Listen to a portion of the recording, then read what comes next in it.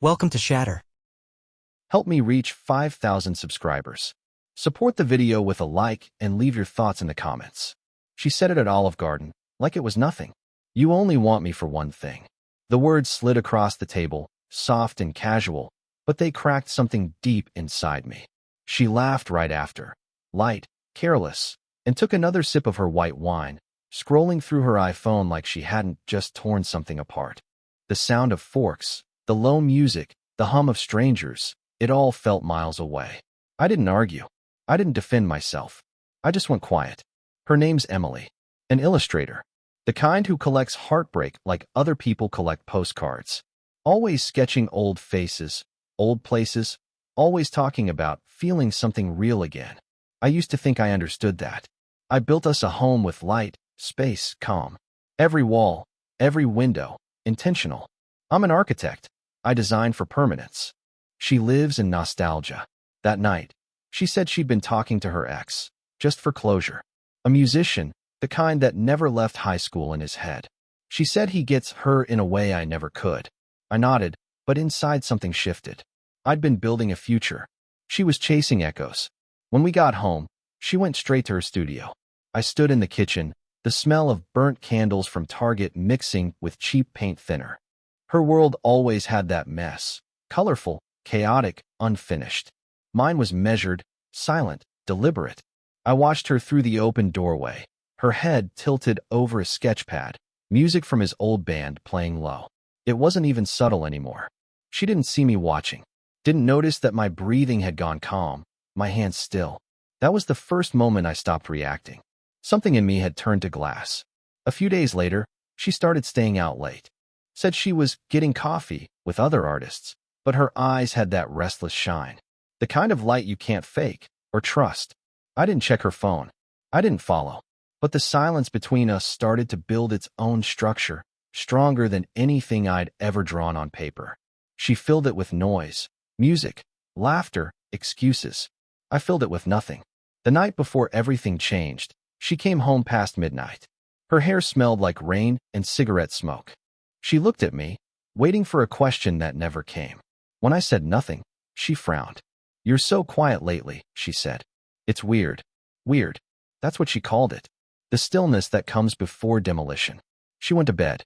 I sat on the couch until sunrise, watching the light crawl across the floor. And by the time she woke up, there was just an empty space where my keys used to be. I didn't leave a note. I didn't take much. Just my car, my blueprints, and the silence she'd built for me. She said I only wanted her for one thing. She was right, but it wasn't what she thought. When I disappeared, I didn't block her. I didn't post anything. I just stopped existing in her frame. The phone stayed silent for a day, then two. By the third, she started calling. Her voice cracked through the voicemail, confused at first, then sharp, then pleading. I didn't listen past the first few seconds. I'd built something too fragile to explain, and now I was watching it collapse from a safe distance. I drove south for hours, no destination, just motion. The car felt heavier than usual, like it carried everything unsaid between us. I stopped at a Waffle House off the interstate, the kind that never closes, the kind where nobody asks questions. The waitress poured me black coffee and smiled without expecting anything back. It was the first real silence I'd had in months. That night, I checked her Instagram. She had posted an old sketch of the two of us, one she drew back when things were still good. The caption read, "Some things just fade." But she tagged him in the comments, the musician. The one she said was just a friend. I didn't react. I didn't delete her. I just watched. That was my new way of being, not part of her life, but still close enough to see it unravel. A week passed. Her messages changed tone. The guilt started to show through the cracks. She wrote things like, "I think I made a mistake, and it's not what it looks like." I never replied. I knew how she worked. Emotion wasn't truth, it was currency. And she spent it freely when she was afraid. I rented a small apartment downtown, nothing like the house we built together. No framed blueprints, no quiet perfection. Just concrete, empty space, and the hum of the city. It felt raw and honest. I started sketching again, not buildings this time, but outlines of absence. Spaces that once held people, now filled with air. A mutual friend called one night. Said Emily had been asking around, telling people I'd overreacted, that I was emotionally unavailable. I almost laughed. That was her pattern. Rewrite the story until she could live with it. Let everyone believe she was the misunderstood artist, caught between two worlds. But the thing about silence, it doesn't defend itself. It doesn't need to. It just exists, unshaken. By the second week, she showed up at my studio. I saw her reflection in the glass before I heard her voice. She looked smaller, like the world had taken something back from her. She said, quietly, that she just wanted to talk. I opened the door, let her stand there in the cold air, and waited. She searched my face for the man she used to manipulate with tears. But that man was gone. She said, I didn't think you'd actually leave. And I said nothing. Because she hadn't noticed, I already had. She stood there in the doorway like she was expecting a reaction, some proof that I still cared enough to hurt. But I'd already learned the power of silence. It wasn't distance, it was control. She looked around the studio, scanning the half-finished sketches on the walls. They were nothing like my old work. No structure, no precision. Just empty outlines and broken symmetry. Maybe that's why she looked unsettled. She couldn't recognize herself in any of it. She tried to talk, to fill the air. Said she'd been lost, that she'd only wanted to remember who she was before everything became so heavy. I let her speak. Her words bounced off the concrete walls and fell flat. When she realized I wasn't interrupting, her tone shifted. Softer, almost pleading. She said she missed me, that it was never about him, that he was just familiar. I didn't ask for details. I didn't want the confession. I'd already seen enough. The late messages, the playlists she'd hidden, the sketches that weren't just studies. It wasn't physical, maybe, but it was betrayal just the same. A private world she'd kept alive with someone else while I built her a new one from scratch. When she finally stopped talking, I nodded once and walked to the window.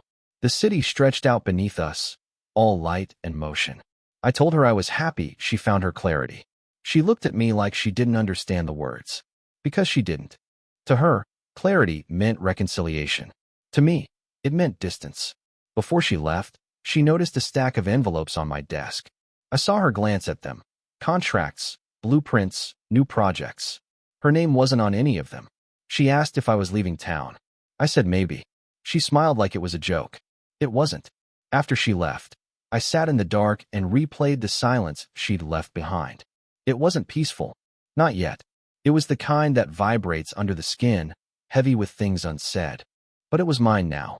A few days later, I got an email from one of her friends, a photographer I'd met once at a gallery.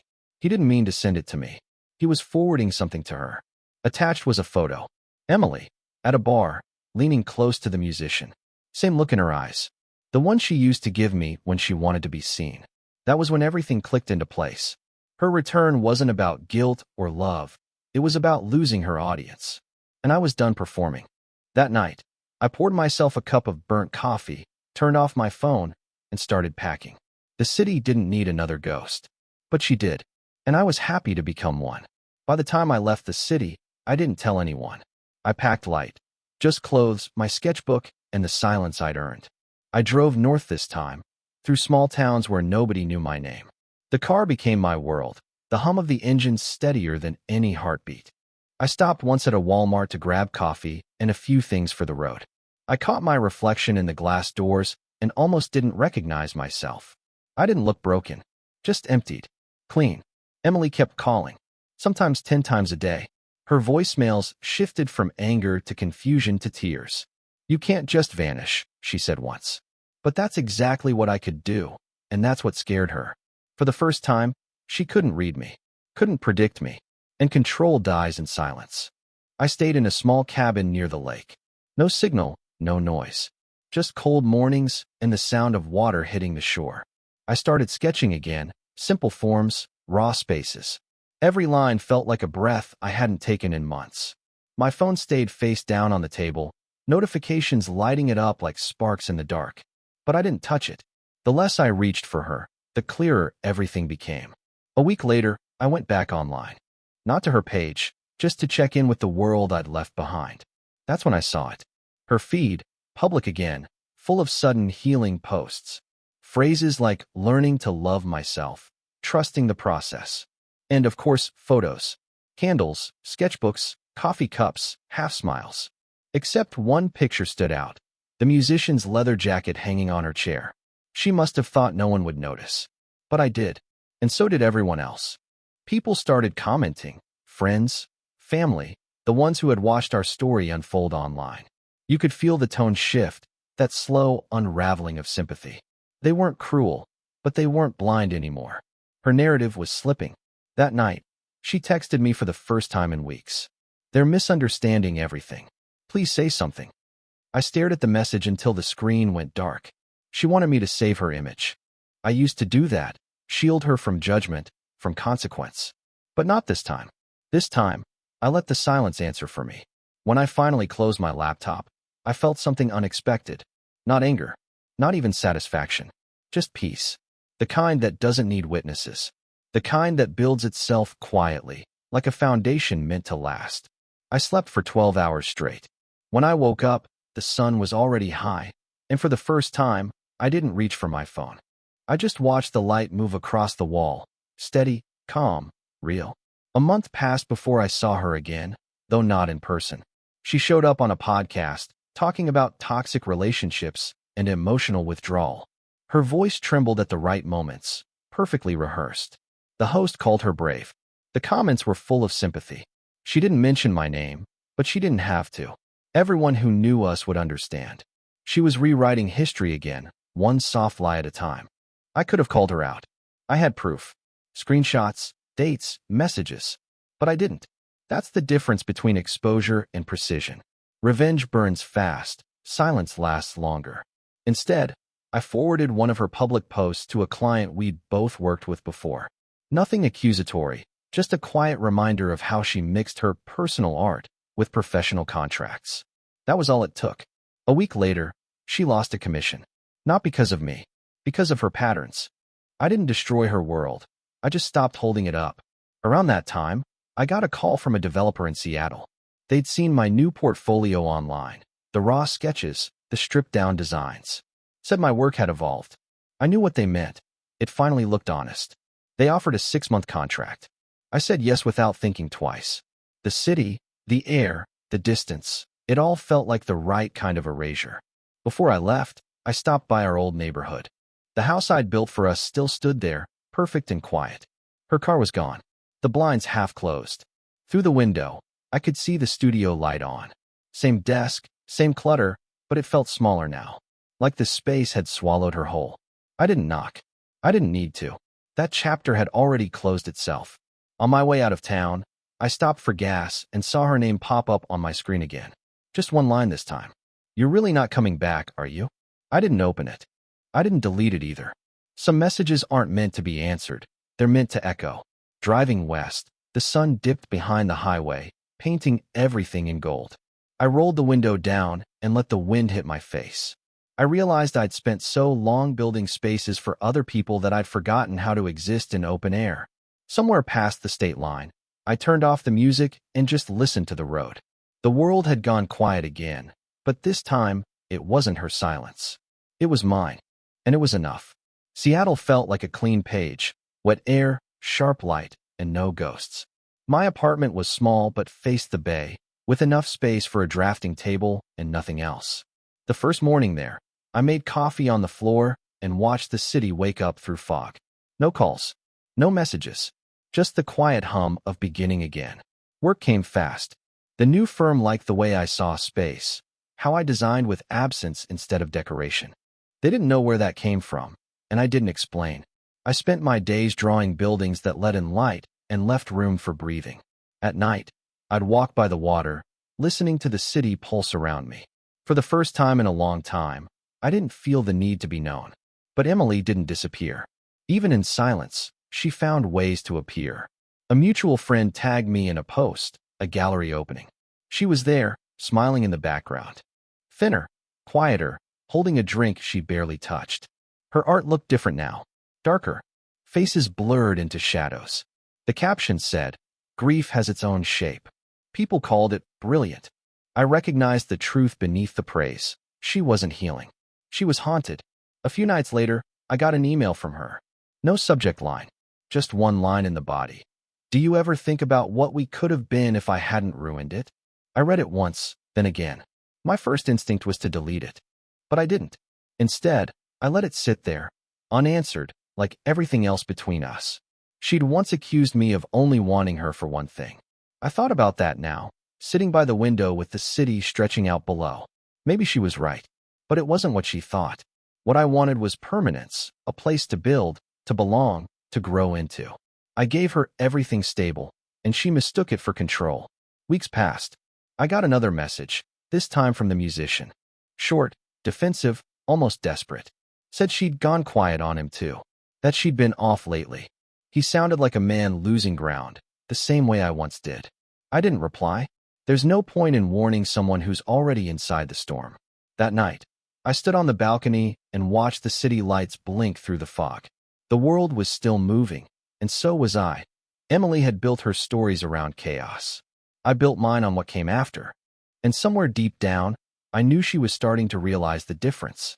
It was late October when she finally showed up again. I was leaving the firm, heading home through the rain, when I saw her standing by the entrance. No umbrella, no warning, just standing there like she'd been waiting for hours. The city lights hit her face, and for a second, I almost didn't recognize her. She looked older, not by years, but by exhaustion, like she'd been living inside her own regrets. She said she'd flown up from Portland, that she just needed to see me.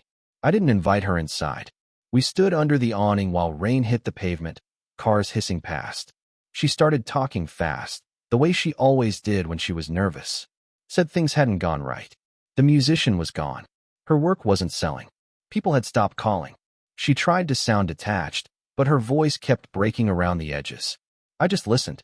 That's what silence does. It makes other people fill the space for you. She talked about missing how steady things used to feel, about the home we built, the calm she once resented. Said she finally understood what I was trying to give her. When she ran out of words, we stood there, just breathing.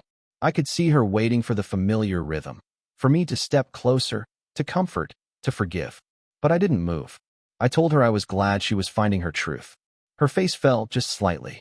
She asked if there was someone else. I said no. She smiled like that gave her hope, but it shouldn't have. She asked if I hated her. I told her I didn't. Hate takes energy, and I'd already spent mine on building peace. The rain slowed. She took a small step closer, like she might reach out, but stopped herself. For a moment, it felt like the whole world was holding its breath. Then she said something I'll never forget. You were never trying to own me, were you? I shook my head. She nodded slowly, like she'd finally solved the equation she created. Before she left, she asked if I'd ever come back to Portland. I said maybe, but we both knew maybe meant no. She smiled anyway, turned, and walked into the streetlights. As she disappeared into the mist, I realized something. She wasn't chasing me anymore. She was chasing who she used to be when she was with me. And that's a ghost she'll never catch. I didn't expect to hear from her again after that night. But 2 weeks later, she called. The sound of her voice on the line was different this time, quieter, stripped of pretense. She said she'd been back in therapy, that she'd stopped painting for a while because she couldn't stand to see herself on the canvas anymore. She laughed when she said it, but it wasn't joy. It was exhaustion. I listened without interrupting. She said she'd been thinking a lot about what she used to call love, how much of it was just fear of being alone. Said I was the only person who ever made her feel safe without needing her to perform. She admitted she'd confused peace for boredom, stability for control. I didn't say anything. She didn't expect me to. The silence between us was different now, less like a wall, more like a mirror. She told me the musician had moved to Los Angeles. He's doing fine, she said, though her voice betrayed her. I could tell she was trying to sound detached, like it didn't hurt. But it did. You can't build a home on nostalgia. It always collapses under its own weight. Before hanging up, she asked if I was happy. I told her I was learning to be. It wasn't a lie. Happiness wasn't loud anymore. It was measured, calm, almost invisible. She said she hoped I'd find someone who understood that. And then, almost in a whisper, she added, I wish I had. That night, I walked down to the pier. The rain had stopped, but the ground was still wet, reflecting the lights of the city. I thought about the house we built, the smell of her candles from Target, the sound of her laughter drifting through the walls. I realized I didn't miss her. I missed the version of myself that believed love could fix someone who didn't want to change. Back at my apartment, I found a small package by the door. No name, no return address. Inside was a single sketch. It was me, sitting by the window, head turned toward the light. She'd drawn it from memory. The lines were soft, unfinished, like she didn't want to define me completely. I stared at it for a long time before placing it on my desk. Not as a keepsake, but as proof of something simple. She finally saw me clearly, but only after I'd stopped trying to be seen. Winter came early that year. The air in Seattle grew heavy with fog, and everything slowed down. I'd settled into a rhythm. Work, quiet evenings, coffee at the same corner cafe before dawn. Life had finally stopped feeling like an argument. It was just motion now. Steady. Predictable. And then, out of nowhere, she came back into it again. It started with a message from her sister. She said Emily had been going through something. I didn't ask for details. But the next day, I saw her name in an online article, a local gallery review. The headline read, "Illustrator Emily Ward opens her most vulnerable exhibit yet." The photo showed her standing alone in front of her paintings, looking both proud and haunted. The article said her new work was about loss, accountability, and the silence that follows truth. I knew exactly what silence she meant. Curiosity pulled me there one night. The gallery was small, quiet, tucked between an old bookstore and a coffee shop. Her pieces filled the walls, shadows, outlines, blurred faces. But near the back was one that stopped me cold. It was us, not as we were, but as she remembered. Me in the doorway, her sitting by the window, distance drawn between us like a fault line. The caption read, "He never raised his voice." That's what broke me. She was there too, standing near the corner, talking to a small group of people. When she saw me, her voice caught mid-sentence. She didn't walk over right away, just looked at me for a long moment, like she wasn't sure if I was real. When she finally did come closer, there was no performance this time. No trembling hands, no explanations, just quiet. She said she'd sold most of the pieces, but kept that one. Said it didn't feel right to let it go. I told her it wasn't mine to keep either. We both smiled at that, small, tired smiles. For the first time, we stood in the same space without needing to win. Before I left, she said, "You were right to walk away." I didn't ask which part she meant. Maybe all of it. Outside, the rain started again. I walked to my car and sat there for a while, watching people drift past the windows. For years, I tried to build something lasting out of love. Now, she was building something honest out of ruin. And somehow, that felt enough like closure. A few weeks later, I got a small envelope in the mail. No return address, but I knew the handwriting before I even opened it. Inside was a single photo, one of her new paintings. It wasn't of us this time.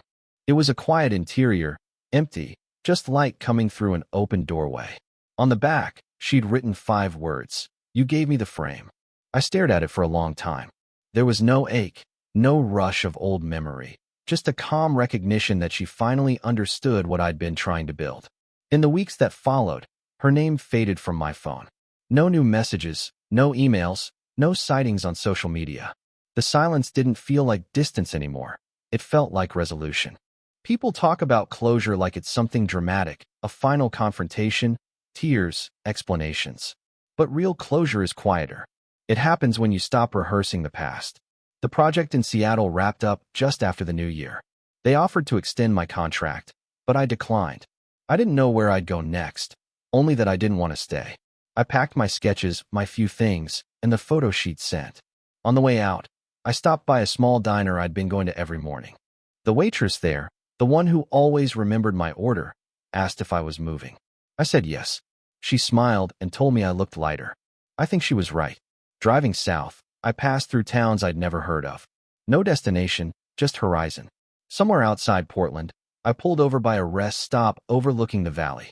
The light stretched wide across the fields, clean, endless.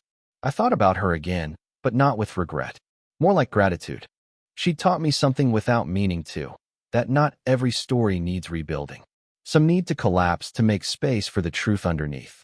I took out my sketchbook and drew what I saw: the open road, the empty sky, the space that belonged to no one. For the first time, the page didn't feel unfinished. It felt whole. She once said I only wanted her for one thing. She was right. I wanted her to stay. But what I gave her, what she finally saw, was everything. And maybe that's the quiet secret of it all. When love leaves, what remains isn't loss. It's the structure it taught you to build inside yourself. The one that never falls again. What would you have done in my place? If the story hit you, leave a like. And don't forget to subscribe. It only gets stronger from here.